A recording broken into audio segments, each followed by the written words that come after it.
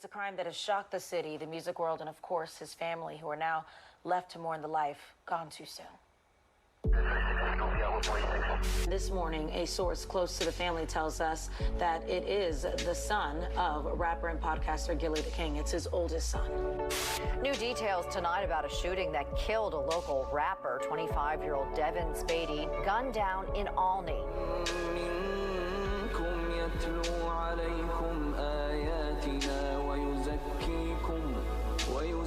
What we're dealing with here is senseless. I know he's gonna find something from this to use into what he's doing. Somehow, some way, I think his message is gonna become even stronger. Yo, yo, yo, what it is, people, we is back, baby. Another day on Keep It G News. And then we talking about Gillie and Walo, man. And the death of Gillie's son, YNG Cheese. Now, if y'all remember, for the people that have been following my channel, y'all know I did at least 2 videos on that. You know, when it first happened, I think most people was devastated, so I can just imagine how they felt, you know. Because on the outside looking in, it was surprising. I was like, dang, yo, I can't believe that Gillie really lost his son in Philly. You know, the city that he fights so hard for, you know, the youth that he's trying to reach.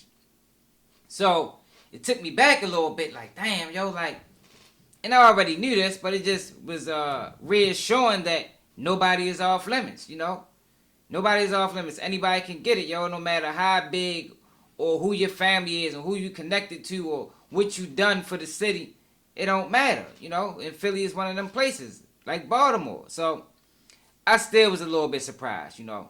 Because most people, you know, was on the internet talking about, well, he should have had his son out the street. He should have had his son out the street. And I was probably one of the only guys that said, yo, that's not an easy task, man. That is not an easy task to convince a grown man to separate himself from the streets. Especially somebody that was still young, still grown. You know, I think he was 25.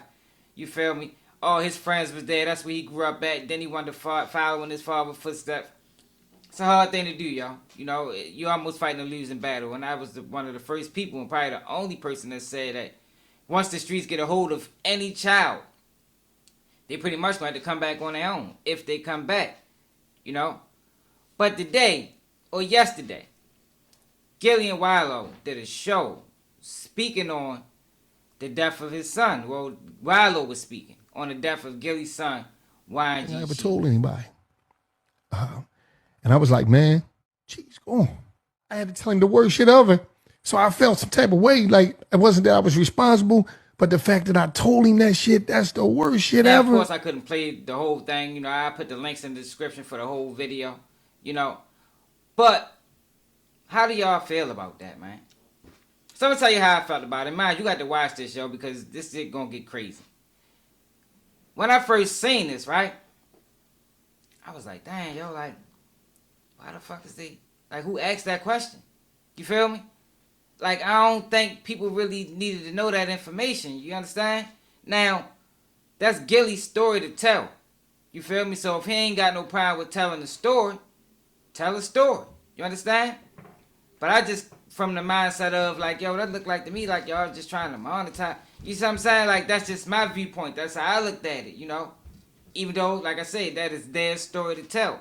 And in my opinion, Gillie looked very uncomfortable while Walo was telling that story. But I got an even bigger question. Is that story even true? To that day you found out.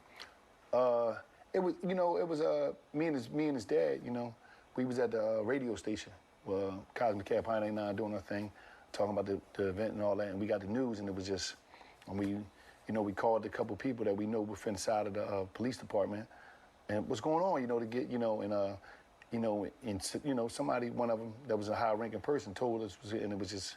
It was devastating, you know what I mean? Because you never expect that. But, you know, we come from an environment that where so sometimes, you know, things happen, you know, because we still trying to grow as a community and figure ourselves out, figure life out. Because, you know, the black experience in America, especially in the ghetto, was an extraordinary struggle. So it's a lot of things that we suffering from, things that we was exposed to as kids growing up, we wasn't supposed to see.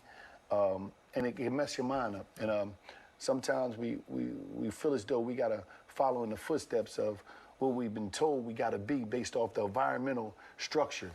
And things happened, man. But it was like devastating to be at the hospital to see that, to see the family.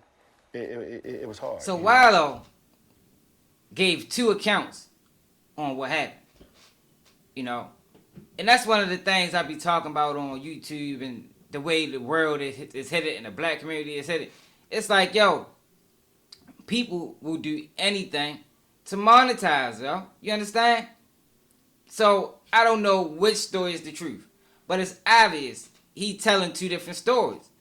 He told the news that him and Gillie was together when they found out. But then he go on $1 Million Worth of Game on their show and made it seem like he had to call Gil and, like, yo, I don't understand it. Now, the emotions is real. I truly believe that, the emotions is real. But the dramify it, and to play it up like this is something that, this is the hardest thing I had to do, which it probably was. But the series of events and how it all played out, it comes into question when you gave 2 different stories.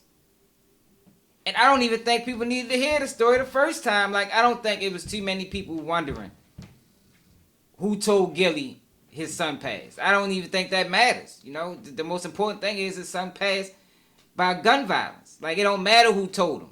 You understand? So I just think, in my opinion, this story was better left unsaid, even if it is the truth, But at this point, we don't know what's the truth because he told the news one thing and then he got on his podcast and told them another thing. And I just don't agree that you supposed to monetize off of every situation, yo. And I get it. Other people did monetize. But to put Gillie in that uncomfortable situation, because he looked uncomfortable. Like, I don't know who decided that this was a conversation that needed to be had on air, but he looked uncomfortable to me. And if I was in Gillie's position, yo, I would just want to move on, yo. You feel me? We all seen what happened. We was there. We watched it. We seen the emotions. We seen, the after effects. So it's like, yo, why knock back on that door? You understand? Sometimes, yo, you just got to leave well enough alone, man. You feel me? And I just don't agree, in my opinion, that this was a good decision to speak on this. And the way he spoke on it. We talking about, 2-3 months ago. But like I say, the emotions is real. The story might just be fake. But let me know how y'all feel about it in the comments, man. What y'all think about this whole situation, man? Sometimes in traumatic situations, you can mischaracterize how it happened, It's possible, it'd be so much going on, with emotions that you might forget something, you might add something in, you might take something out. It's possible. And do this story even need to have been told? Did we need to know this information? Let me know in the comments, man. Let's keep it G. Nigga can't do what I do, y'all niggas can't copy me. Let's keep shit G. Let's keep shit G. Let's keep the shit G. Let's keep shit G. Let's keep shit G.